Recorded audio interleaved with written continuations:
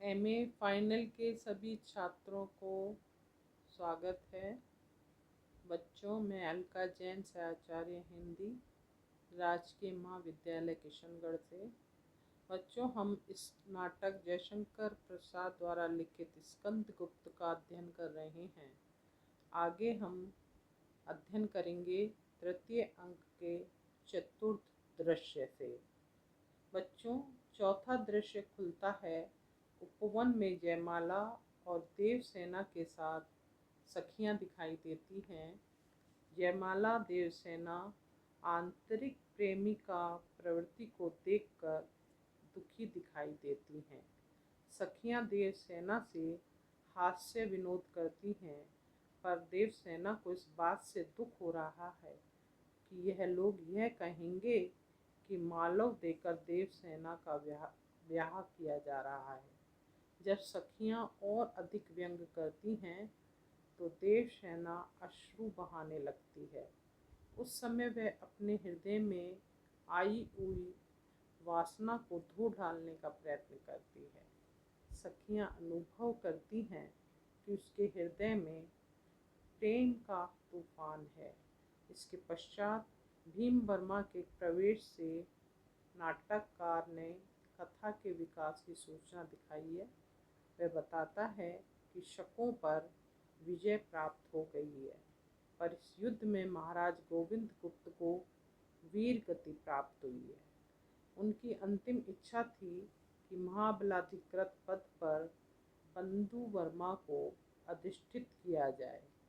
सम्राट देवसेना की प्राण रक्षा कराने के उपलक्ष्य में मात्र गुप्त को कश्मीर का शासक बना दिया है।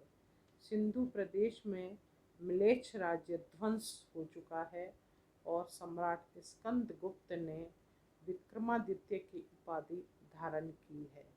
अंत में मुदगल के प्रवेश से दृश्य का अंत भी हास्यपूर्ण बन जाता है और फिर खुलता है पांचवा दृश्य, जो गांधार की घाटी का रण क्षेत्र है।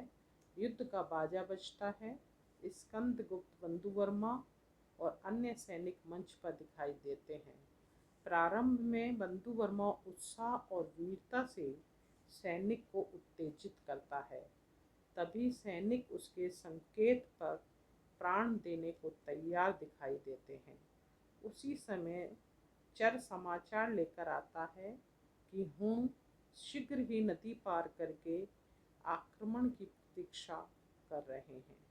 यदि आक्रमण नहीं हुआ तो स्वयं आक्रमण करेंगे। इसके साथ ही वह यह भी बताता है कि मगध सेना विश्वास पात्र नहीं दिखाई दे रही है। वहाँ भी षड्यंत्र चल रहा है। चक्रपालित उस षड्यंत्र को तोड़ने में असमर्थ सा दिखाई देता है। स्कंद बंधु वर्मा को कुंभा के रण क्षेत्र की ओर से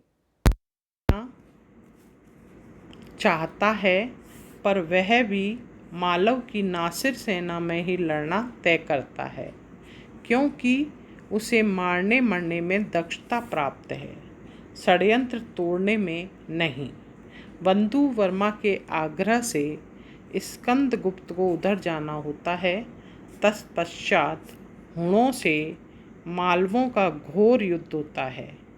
हुण घायल होते हैं, मरते हैं और भागते हैं, पर बंधु वर्मा अंतिम अवस्था में गरुड़ ध्वज की छाया में गिरता है।